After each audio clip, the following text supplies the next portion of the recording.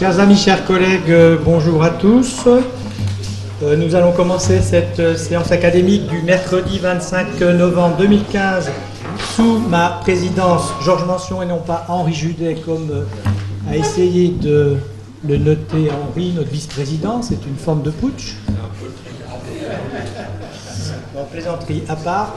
Donc nous allons donner la parole en premier lieu au secrétaire annuel, Philippe Topard, pour la lecture du procès-verbal de la séance de la semaine dernière.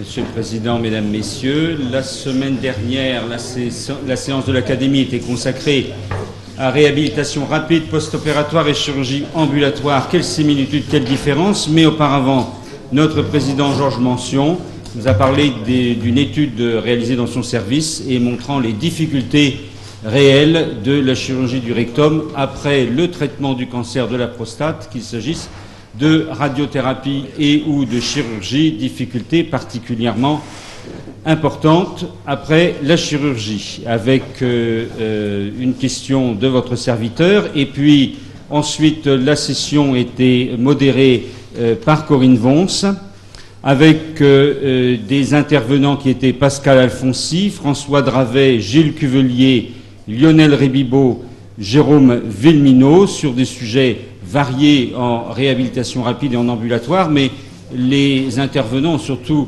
montré de façon brillante la différence qui pouvait exister entre la réhabilitation précoce, qui est un processus qui s'impose finalement dans toute chirurgie et à tout patient, dans l'intérêt du patient lui-même, et l'ambulatoire qui correspond à une démarche d'hospitalisation particulière et qui est sans doute réservée à certains patients et bien entendu aussi certaines chirurgies.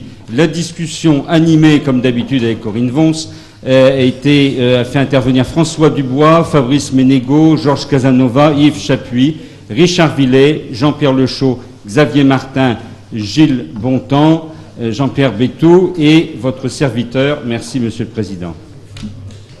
Merci, Monsieur le secrétaire annuel. Alors, je veux simplement préciser que mon intervention de la semaine dernière avait été une intervention de substitution pour pallier à la défection de notre collègue américain Craig Miller, qui devait nous entretenir de son maître Zollinger et qui était reparti en raison des événements que vous avez encore tous en mémoire.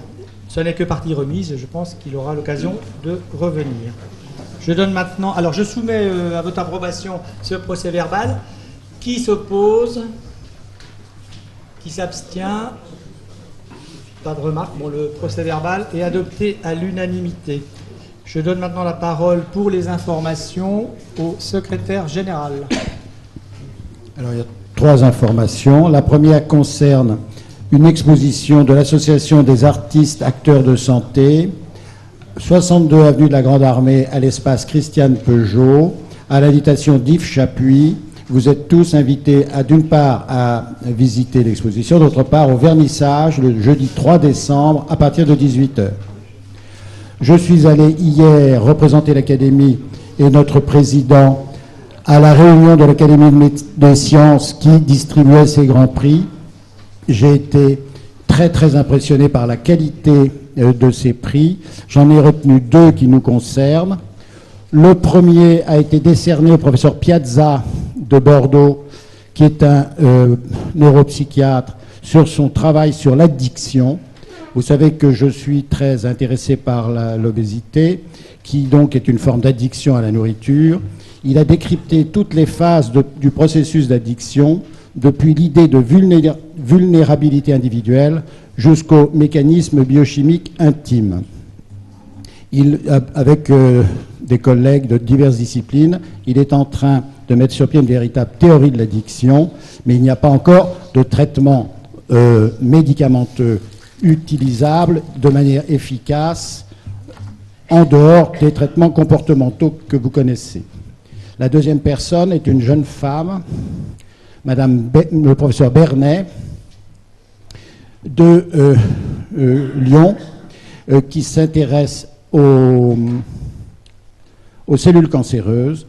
Elle est responsable de l'équipe récepteurs à dépendance et cancer, et elle développe une spécialité sur le rôle des récepteurs à dépendance au cours de l'échappement tumoral, domaine dans lequel ses travaux sont de référence internationale. Il n'y a encore pas de conséquences pratiques, médicamenteuses et thérapeutiques, mais c'est une voie de travail extrêmement intéressante et qui devrait être très féconde. Je vous remercie. Très bien, merci Monsieur le Secrétaire Général.